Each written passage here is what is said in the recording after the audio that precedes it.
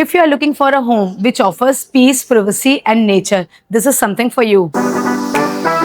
Introducing Waterside Residences by Krisumi, a rare concept of forest living in the heart of Gurgaon. ये सिर्फ apartments ही नहीं, एक forest century है जहाँ पे डीप ग्रीन्स हैं, वाटर बॉडीज हैं और ये सब इंस्पायर्ड है जापानीज कॉन्सेप्ट पे। अपार्टमेंट भी नेक्स्ट लेवल के हैं, 3 and 4 BHK with servant room with proper planning and large size के साथ। If I talk about location, this is bang on Dwarka Expressway, 5 minutes from NH48 और सिर्फ 23 minute signal free drive for 3 और बात करें future growth की तो side में ही आ रहा है 1000+ एकड़ का ग्लोबल सिटी।